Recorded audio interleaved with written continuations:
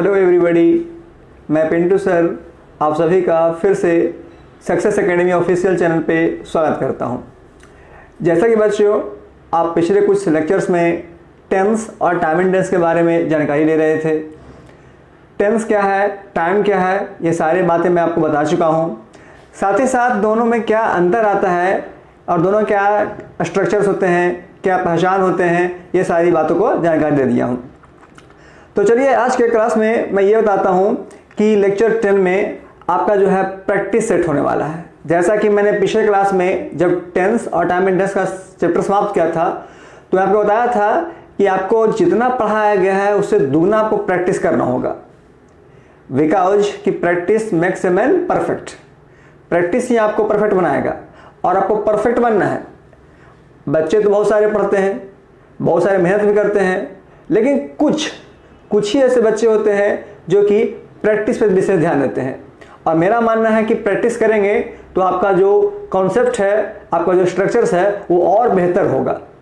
और आए दिन एग्ज़ाम या कॉम्पिटिटिव एग्ज़ाम की बात करें तो वही बच्चे सेलेक्ट होते हैं, वही बच्चे अच्छे नंबर लाते हैं जो प्रैक्टिस पे अपना विशेष ध्यान देते हैं। तो चलिए आज से मैं शुरू करता हूँ आज का टाइम एंड टेंस का प्रैक्टिस सेट नंबर 1। इस सेट में आपको कुछ क्वेश्चन दिए जाते हैं, कुछ क्वेश्चन दिए जा रहे हैं यहाँ पर, जिसमें से आपको प्रत्येक क्वेश्चन में एक फिल इन द ब्लैंक्स है। हालांकि कुछ क्वेश्चन ऐसे भी होते हैं जिसमें 2 फिल इन द ब्लैंक्स होते हैं, लेकिन फिलहाल मैं सेट 1 में आपको सिर्फ और सिर्फ एक ब्लैंक्स दे रहा हूँ। उसके जस्ट बगल में यानी कि लास्ट में आपका V1 फॉर्म, ठीक ना, V1 फॉर्म यानी जो मेन वर्ब फॉर्म होता है वो आपको लिखा गया है। और according to the tense and time and tense you use V1, V2, V3, V4 और V5 form according with auxiliary verb. मैंने आपको टेंस और टाइम एंड टेंस में बताया कि कौन सा सहायक क्रिया के साथ किस तरह का वर्ब फॉर्म को प्रयोग करना होता है।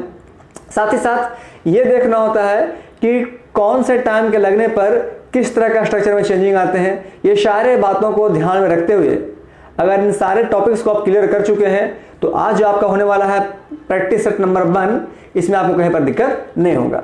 तो चलिए मैं सबसे पहले समझा दूं कि आपको प्रैक्टिस में करना क्या होता है। तो जरा समझें पर कि आपका जो प्रैक्टिस सेट 1 होता है उसमें आपको प्रत्येक क्वेश्चन के लास्ट में एक ऑप्शन दिया गया, सिर्फ एक ऑप्शन। जबकि according to the new board model pattern of BSCB 12th के अनुसार क्या होता है कि आपको 4 ऑप्शन दिए रहते हैं, ऑप्शन A, B, C और D।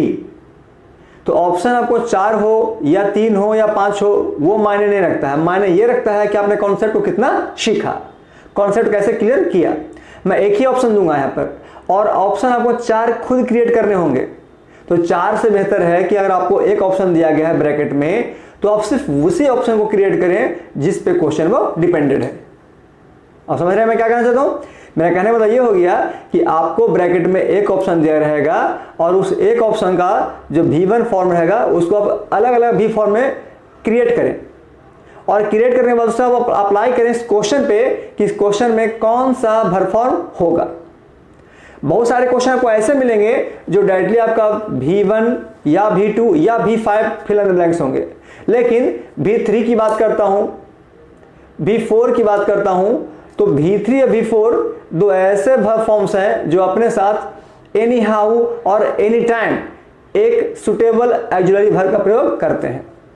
मैं आपको कल के लास्ट क्लास में बता दिया था, जिसे मान लिया अगर आपको लगाना है V3, ओके, तो V3 जब भी अप्लाई आपका होगा तो हैज या हैव या हैड के साथ या चाहे तो विल हैव के साथ या शैल हैव के साथ।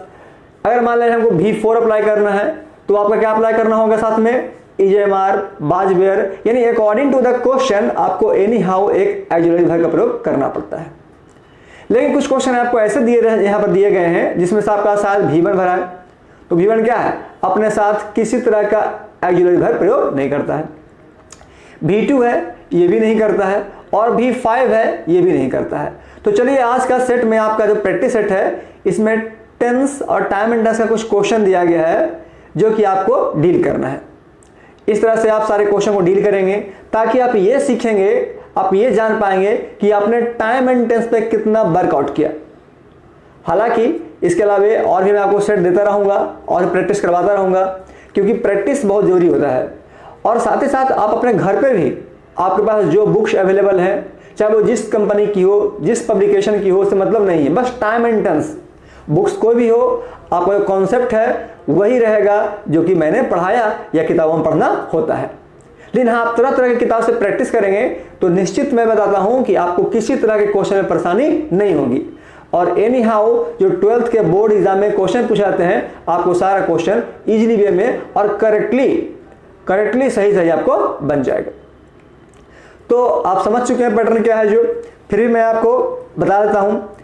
जैसे यहां देखें, आपका जो दिया गया है क्वेश्चन नंबर 1, ठीक है, क्वेश्चन नंबर 1 में आपका दिया गया है कि ही। हालांकि आप चाहें तो इस पूरे क्वेश्चन को सीधा आप हेडिंग ये लिख सकते हैं कि fill in the blanks with suitable verb forms. Okay, कि fill in the blanks with suitable verb forms. अब यहां देखें क्वेश्चन नंबर 1 कह रहा है ही ... इट मींस ब्लैंक्स, खाली स्थान, टू कॉलेज एवरी डे। अब यहां पर आपका ऑप्शन सिर्फ दिया गया है गो। तो मैं एक क्वेश्चन को आपको बता देता हूं कि ये क्वेश्चन बनता कैसे है, बनाना कैसे होता है। बाकी सारे क्वेश्चन को आप खुद डील करेंगे। उसके बाद डील करने के बाद अगले क्लास में मैं आपको इसका करेक्ट आंसर, ओके, इसका करेक्ट आंसर क्या होता है वो मैं आपको serial by serial, line to line मैं आपको पूरा डिटेल्स में बताऊंगा कि कौन से क्वेश्चन पर कौन सा नियम अप्लाई हुआ और किस कारण इसमें कौन सा वर्ब फॉर्म का अप्लाई करना पड़ा। तो फिलहाल आप प्रैक्टिस करेंगे। प्रैक्टिस करने के बाद आपको आंसर बताया जाएगा जो कि नेक्स्ट क्लास में आपका होगा, नेक्स्ट लेक्चर में होगा। उसके बाद ही आपका जो अगला चैप्टर है वो स्टार्ट किया जाएगा। हालांकि आप घर पे एक्स्ट्रा चाहें तो आप क्वेश्चन बना सकते हैं, और जो प्रॉब्लम होगा आप मेरे टेलीग्राम पे या हमें कमेंट करके क्वेश्चन पूछ सकते हैं। जो प्रॉब्लम होगा मैं उसे सोल्व करूंगा। तो चलिए पहले क्वेश्चन समझें। पर यह क्वेश्चन दे रहा है कि ही ... टू कॉलेज एवरी डे। अब जाहिर सी बात है बच्चों की क्वेश्चन को बनाने के लिए कि कौन सा वर्ब फॉर्म से करेक्ट होगा, उसके लिए सबसे पहले आपको देखना पड़ेगा क्वेश्चन का पैटर्न कि क्वेश्चन किस फॉर्म में दिया गया है। If the given sentence is in the present tense then we apply present form of the verbs. If the given sentence is past tense, then we use past form, and if the given sentence is future tense, then we use future time. इस तरह से हमें पहले categories wise आपको बांटना होगा कि question जो दिया गया है आपका प्रेजेंट फॉर्म में है या पास्ट फॉर्म में है या फ्यूचर में। अब प्रेजेंट अगर हम देखते हैं तो प्रेजेंट में किसका है, इंडेफिनिट या कंटिन्यूअस या परफेक्ट या परफेक्ट कंटिन्यूअस। यानी आपके कहने का मतलब हो गया कि आपको अब तक का 12 टेंस पढ़ाया गया, 4 प्रेजेंट का, 4 पास्ट का और 4 फ्यूचर का, और साथ ही साथ टाइम भी बताया गया कि कौन कौन से टाइम को कहां पर यूज करना होता है। तो चलिए आपको टाइम के अनुसार अगर देखा जाए तो मैंने कुछ नोट्स करवाया था आपको लेक्चर्स, पिछले लेक्चर्स में। तो कुछ नोट्स ऐसा था जो केवल और केवल टाइम को शो करता है, और उसमें यह बताया गया था कि कौन सा टाइम में कौन सा टेंस का, इट मींस कि कौन से वर्ब फॉर्म का प्रयोग हम कर सकते हैं। तो यहां देख रहे हैं पहला क्वेश्चन में आपका कि जो आपका क्वेश्चन नंबर फर्स्ट है, इसमें दिया गया है एवरी डे, जिसे मैं आपको यहां पर ब्रैकेट में बंद कर रहा हूं। ये जो आपका देख रहे हैं एवरी डे से मैंने सर्कल किया, फिलहाल ये बताएं कि किस टेंस का टाइम दिया गया है। ओके, तो सबसे पहले क्वेश्चन में आपको टाइम देखना होगा, क्योंकि हर क्वेश्चन में कहीं ना कहीं एक टाइम छिपा हुआ है जिसको आपको आइडेंटिफाई करना है, और उस आइडेंटिफाई करने के बाद हमें अप्लाई करना है कि कौन सा वर्ब फॉर्म का प्रयोग किया जाएगा। हाँ, कभी कभार आपका वर्ब फॉर्म जो चेंज होगा वो डिपेंड करता है अकॉर्डिंग टू द सब्जेक्ट, कि सब्जेक्ट सिंगुलर है क्या प्लूरल, क्योंकि सिंगुलर का सब्जेक्ट अलग और प्लूरल का अलग। तो चलिए देखिए एवरी डे, चलिए मैं इसको बताता हूं वो कैलकुलेशन कर करके कि जो आपका एवरी डे है वो आपका शो करता है हमेशा प्रेजेंट के इंडेफिनिट टेंस को, यानी every day is the time who denoteds as present indefinite tense. तो चलिए यहां पर हम लोग क्लियर हो गए कि एवरी डे एक ऐसा टाइम है जो हर हाल में और हर समय प्रेजेंट इंडेफिनिट को शो करता है। अब जाहिर सी बात है जब हम टेंस के करीब आ गए, टेंस को आइडेंटिफाई कर लिए कि वो किसका है, प्रेजेंट का, और प्रेजेंट में किसका है तो इंडेफिनिट का। अब हम यहां पर अप्लाई करते हैं टेंस का नियम, क्योंकि मैंने पहले बताया था और अभी बता रहा हूं कि टाइम एंड टेंस के क्वेश्चन को फिल इन द ब्लैंक्स करने के लिए, specially fill in the blanks करने के लिए सबसे पहले आपको टाइम देखना होगा। अगर आप टाइम को आइडेंटिफाई कर लेते हैं तो टाइम को आइडेंटिफाई करने के बाद उस पर आप टेंस का नियम अप्लाई कर दें। इट मीन्स कि टेंस का स्ट्रक्चर अप्लाई करें। ऑटोमेटिकली क्या है कि आपको स्ट्रक्चर जैसे ही मन में याद आएगा तो आप शो कर देंगे कि हाँ भाई वो प्रेजेंट का इंडेफिनिट है तो V1 या V5, अगर प्रेजेंट कंटिन्यूअस है तो EMR प्लस V4। इस तरह से आपको डील करना होगा, यानी एनी हाउ पहले टाइम तब जाके टेंस। और कुछ क्वेश्चन आपको ऐसे मिलेंगे जो डायरेक्टली टेंस पे बनेंगे, लेकिन मेनली आपको टाइम पर विशेष ध्यान देना ही है। तो चलिए यहाँ देखते हैं कि एवरी डे जो है आपका क्या है, एक प्रेजेंट इंडेफिनिट का टाइम है।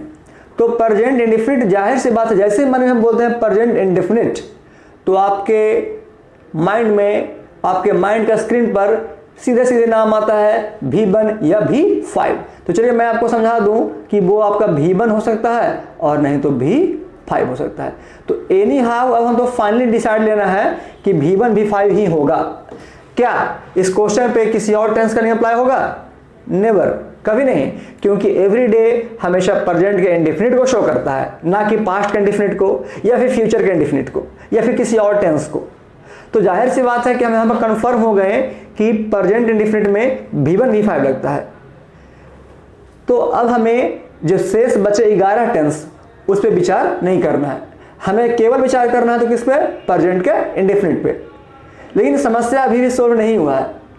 हाँ, जो समस्या का सॉल्यूशन है उसके हम करीब आ गए हैं, नजदीक आ गए हैं, लेकिन कुछ पॉइंट है जो कि अभी अप्लाई करना बाकी है, जो कि आपको डिपेंड करता है टेंस पे। तो चलिए यहाँ पर हम देखते हैं फाइनली कि मेरा V1 या V5 ही होगा, कोई और चीज नहीं होगा। अब आ जाइए अब ऑप्शन की ओर। आपने ऑप्शन देखा कि ऑप्शन यहाँ क्या लिखा गया है? गो।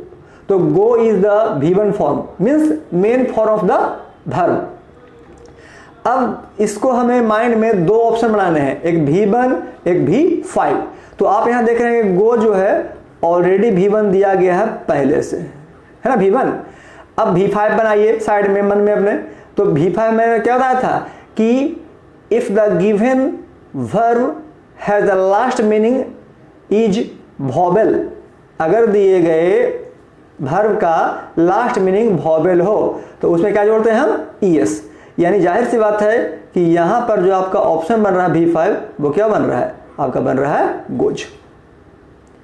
यानी V1 में आपका पहले से ऑप्शन दिया गया है अकॉर्डिंग टू द क्वेश्चन गो, और दूसरा जो ऑप्शन हम बनाने जा रहे हैं वो क्या बन रहा है? Goes. This is the best concept to fill in the blanks. ये आपका जो बेस्ट कॉन्सेप्ट है आपको फिल इन द ब्लैंक्स में काफी हेल्प होगा, साथ ही साथ आपका माइंड को डेवलप करेगा।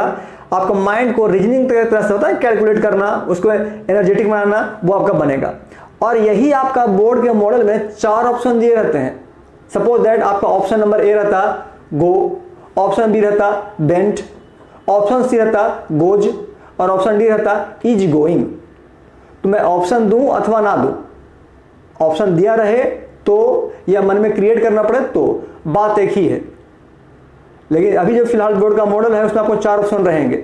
तो 4 ऑप्शन रहें अथवा ना रहे, आपको इसी तरीके से आपको डील करना होगा। क्योंकि मान लिया जाए अगर आप 4 ऑप्शन दिए गए हैं तो चारों ऑप्शन में फिर आपको कैलकुलेशन करना ही होगा कि गिवन सेंटेंस किस टेंस को वेरीफाई करता है, और जिस टेंस को वेरीफाई करता है तो उसमें किस तरह का ऑक्सिलरी वर्ब या वर्ब फॉर्म अप्लाई करना होता है। ओके, तो इस क्वेश्चन को आप ऐसे भी समझें कि चलिए मान लिया जाए अगर हम अकॉर्डिंग वाइज इसको बनाते हैं ऑप्शन के अनुसार, अकॉर्डिंग टू द ऑप्शन। तो चलिए मान लिया जाए कि क्वेश्चन नंबर 1 का जो आपका ऑप्शन नंबर ए है, चलिए आपका रहता गो। ऑप्शन नंबर बी जो है आपका हो सकता है, रह सकता है बेंट। जो ऑप्शन नंबर आपका सी है वो आपका इस तरह से रखता है इज, और साथ में कर देना क्या? गोइंग। और जो ऑप्शन नंबर डी है वो सपोज दैट आपका रहता गोज। तो फिलहाल जो आपका बोर्ड मॉडल पैटर्न है वो ऐसे रहेगा, इस तरह से रहेगा कि एक क्वेश्चन के 4 ऑप्शंस, और उसमें दिया रहेगा कि टिक द करेक्ट ऑप्शन या चूज द करेक्ट ऑप्शन। जबकि मैं जो यहाँ पर आपको दिया हूँ as a practice work, homework, वो क्या है? आपका एक ही ऑप्शन दिया गया, सिर्फ गो। अब देखें कि ऑप्शन जो 4 आपको दिया गया है उसमें नंबर ए में गो है, नंबर बी बेंट है, नंबर सी इज गोइंग है और नंबर डी गोज है। तो इस तरह से आपको 4 ऑप्शन दिए गए हैं। तो अगर बाय द वे हम ऑप्शन वाइज भी बनाते हैं तो आप ऑप्शन में क्या लिख रहे हैं कि पहला में है गो। चलिए ठीक है, अप्लाई करते हैं। फर्स्ट में गो दिया गया है।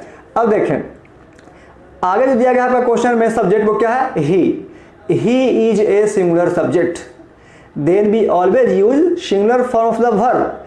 क्या आपका जो गो है वो सिंगुलर फॉर्म है? नहीं ना। तो इस तरह से देखें क्या कि जो पहला ऑप्शन आपका है गो, ये ऑप्शन आपका गलत है। तो चलिए इसको हम गलत कर देते हैं। ऑप्शन नंबर 2 की ओर बढ़े जिसका नाम दिया गया बेंट। अब क्वेश्चन में देख रहे हैं every day. Every day is the time which denoted as present indefinite, ना कि past indefinite। अब क्वेश्चन दिया गया है प्रेजेंट में और आपका जो ऑप्शन नंबर बी है बेंट वो है पास्ट का। तो जाहिर सी बात है कि जब क्वेश्चन प्रेजेंट का तो ऑप्शन भी प्रेजेंट का। तो इस तरह से क्या देखते हैं कि बेंट ये भी आपका क्या हो रहा है, गलत। तो आपका 2 ऑप्शन फिलहाल खत्म हो चुका। अब आते हैं विचार करते हैं ऑप्शन नंबर सी पे और ऑप्शन नंबर डी पे।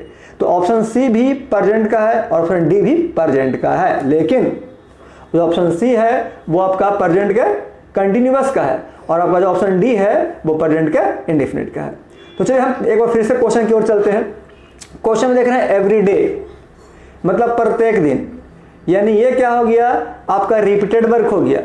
आपको मैंने पढ़ाया था कि हैबिचुअल वर्क, रिपीटेड वर्क या फिर रेगुलर वर्क, ऐसे सेंटेंस के लिए जब भी अप्लाई करना होता है तो V1 और V5। अब सवाल रहा ऑप्शन V1 का गो, तो वो इसलिए छट गया क्योंकि क्वेश्चन का ही सब्जेक्ट है, तो ही के अनुसार गो का प्रयोग कभी नहीं होता है। तो इस तरह से देखा जाए तो option number C is going भी क्या है, गलत हो रहा है। तो चलिए जो आपका बचा इज गोइंग इसे भी मैं गलत कर दे रहा हूं। तो लास्ट में क्या बचा, ऑप्शन नंबर डी।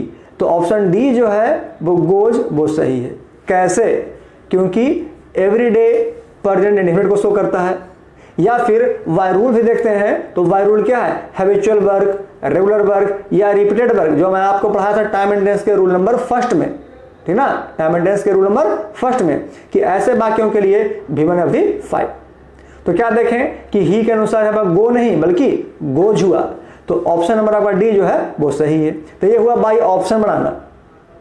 लेकिन अगर डायग्राम को बनाना है तो आपको मन में ही कैलकुलेट करना पड़ेगा कि जो ऑप्शन आपका दिया गया यहाँ पर क्या गो, इस गो का ऑप्शन क्या बनाना है V5। तो डायरेक्टली क्या बन जाएगा, गो का ऑप्शन गोज। यानी कहने का मतलब कि इस पैटर्न में जो पहला क्वेश्चन है यहाँ पर हम चाहें तो डायरेक्टली हम गोज का प्रयोग कर सकते हैं, जो कि आपका सही होगा। तो बच्चों मैंने आपको दोनों प्रोसेस बता दिया कि अगर आपके पास क्वेश्चन में एक ऑप्शन है तो ऑप्शन कैसे क्रिएट करना है according to tense and time and tense. और 4 ऑप्शन दिए गए हैं तो वहां भी आपको यह ध्यान देना होगा कि चारों ऑप्शन को बारी बारी चुनेंगे। बारी चुनने के बाद ये देखेंगे कि दिया गया ऑप्शन किस टेंस का है और कौन सा टाइम अप्लाई किया गया है। तो बाई ऑप्शन और विदाउट ऑप्शन आप कैसे बनाएं, कॉन्सेप्ट इज ओनली वन। आपका कॉन्सेप्ट क्लियर है तो आपका कोई क्वेश्चन दिक्कत नहीं होगा। तो चलिए यहाँ पर हम फाइनली देख लिए कि क्या बन गया पहला का आंसर गोज, जो कि 100% सही है। तो क्या हो गया फाइनली कि he goes to college every day. Option था गो लेकिन भरे हम क्या गोज, यानी वह प्रतिदिन या प्रत्येक दिन कॉलेज जाता है। The given sentence is related to repeated work and the repeated work always use with V1 और V5। तो इस तरह से बच्चों आपको देखना होगा कि प्रत्येक क्वेश्चन में, ठीक ना, यहाँ जितने सारे क्वेश्चन आपके स्क्रीन पर दिए गए हैं वो सारे क्वेश्चन में इसी तरह का आपको तर्क या माइंड अप्लाई करना है और अप्लाई करने के बाद आपको आंसर को लिखना है। तो यहाँ पर आप देख रहे हैं कि आपका क्वेश्चन नंबर 1 से लेकर के 10 तक दिया गया है। प्रत्येक क्वेश्चन में एक ब्लैंक है और बगल में क्या है, ऑप्शन है। जैसे आप क्वेश्चन नंबर 5 की बात करते हैं, थोड़ा देखें 5 पर ध्यान दें। 5 में क्वेश्चन करा कि I dot working for 2 hours. इस क्वेश्चन में आपको 2 ऑप्शन दिखाई दे रहे हैं, एक एम और दूसरा है हैव बीन। तो ये जो क्वेश्चन है इसमें 2 ऑप्शन दिए गए हैं इसलिए क्योंकि एक अलग ढंग का ऑप्शन है। तो आपको कुछ क्वेश्चन ऐसे मिलेंगे जिसमें 2 ऑप्शन होंगे, जिसमें से किसी एक को आपको सही चुनना है। अब बाकी जिसमें एक ऑप्शन है उसमें आप तरह तरह के ऑप्शन माइंड में क्रिएट कर करके आप फिल इन द ब्लैंक्स कर सकते हैं। इस तरह से आपका 1 से 10 तक का क्वेश्चन है इसी पैटर्न पे बनेगा। चलिए आगे हम बढ़ते हैं। अगर तो क्वेश्चन नंबर देखिए 11 से लेकर 20 तक, ओके, 11 to 20 ये भी क्या है कि इसमें देखिए आप क्वेश्चन नंबर 15 को देख लें जरा, 15। तो आपका जो 15 नंबर क्वेश्चन है इसका भी ऑप्शन क्या दिया गया है, 2 ऑप्शन। तो जिसमें 2 ऑप्शन है उसमें किसी एक को सही चुनेंगे, बाकी जिसमें एक है उसको आपको क्रिएट करना होगा। तो इस तरह से क्या बनाएंगे, 11 से 20 तक भी कर लेंगे क्लियर। आगे बढ़ते हैं तो क्वेश्चन नंबर आप देखें 21 से लेकर 30 तक, यानी 21 to 30। इसमें क्या है कि प्रत्येक क्वेश्चन में एक खाली स्थान है और एक ही ऑप्शन है। यानी कहने का मतलब आपको क्वेश्चन नंबर 1 मैं बता दिया, आपको as a practice, as a homework question number 2 to 30 यानी क्वेश्चन नंबर 2 से लेकर 30 तक आपको खुद प्रैक्टिस करना है। आप चाहें तो घर पे नोट्स जो मैंने पढ़ाया टॉपिक्स कॉन्सेप्ट उसका प्रयोग कर सकते हैं, बट ध्यान ये देंगे कि पहले आप खुद ट्राई करेंगे, सारे क्वेश्चन खुद डील करेंगे। जिस क्वेश्चन में परेशानी होगी, जिस क्वेश्चन में दिक्कत होगा, उस क्वेश्चन को आप फिर से रूल देख करके बनाने की कोशिश करेंगे। तो इस तरह से क्या है, set number 1 practice set number 1 के अनुसार आपको टाइम एंड टेंस के 30 क्वेश्चन दिए गए हैं। इन 30 क्वेश्चन को आपको वारी वारी डील करना है, एक कॉपी पे लिख लेना है।